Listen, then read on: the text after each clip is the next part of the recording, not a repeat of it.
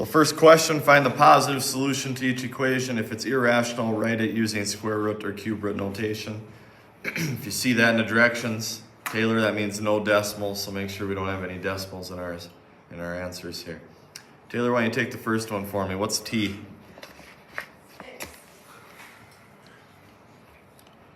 Correct. Sienna, b.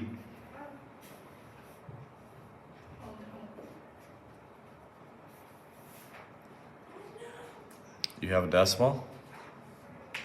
Lucas, b? Square root of 15. Yeah, you don't know what it is, so you just leave it as that's square root notation, radical form. C.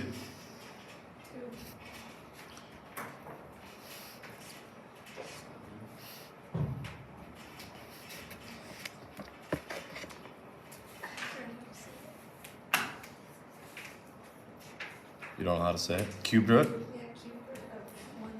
So it doesn't come out nice. Okay, there you go. Just leave it like that. Cube root of 181. Question 2. Which two numbers does it lie between? Adam, you got the first one? 2 and 3. 2 and 3 is correct. Ian? 4 and 5 is correct. Addie, you got C. That's 4 and 5 as well. Zoe? 6 and 7. Correct. Next one, ordering from least to greatest. Least, of course, being the smallest. What is the smallest there? Lily, do you have that one? Othniel? Bethany?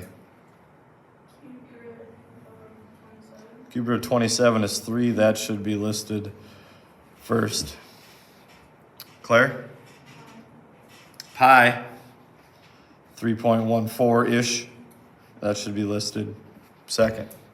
What do you got after pi? I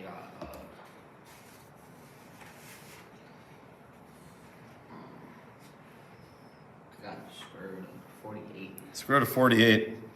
About what is that? 6.92. Yeah, square root of 49 is 7, so that's going to be just less than 7. Gerhard, you got the fourth one? No? Lucas? The cube root of 530. You got an approximation on that one? About 8.1. about 8.1. Next.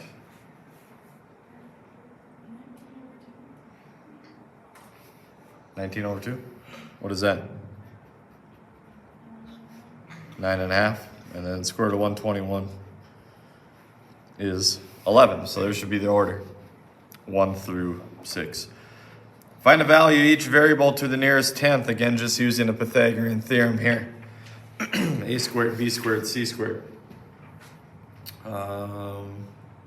Gabby, you got A? 7.1. Nearest tenth, it does say in the directions. That means 1 decimal point. Adam, you got B? Ian? Say it again. 5.4 is what I got. You said 3? Yeah, the last number must have been big enough to round it up. How about C? Addie? Zoe?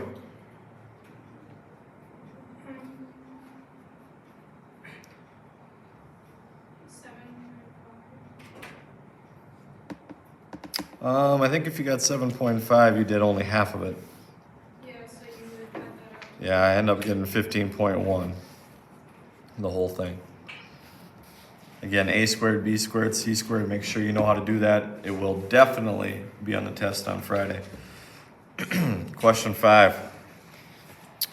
Standard city block is 40 by 70.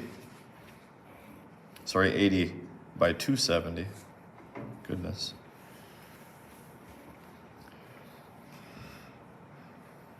She wants to get from one corner to the other. She wonders about the difference between cutting across a diagonal compared to go around the park, along the streets, how much shorter is our walk going through the park? So we would need to know what our diagonal distance is. So 80 squared plus 270 squared equals hypotenuse squared, and then I'll have to take the square root of it. 80 squared plus 270 squared is 79,300. Square root of that is 281.6 meters. All right, but that's not the question. It wants to know how much closer it is to get from point A to point B. So if I walk along the road, how far do I gotta walk? To get from point A to B, if I follow the road, how far do I gotta walk? 350, right? 270 plus 80. So 350 minus the number you just gave me. And you get 68.4 meters. So be careful on those questions. It's not saying how far do you actually have to walk if you cut the corner.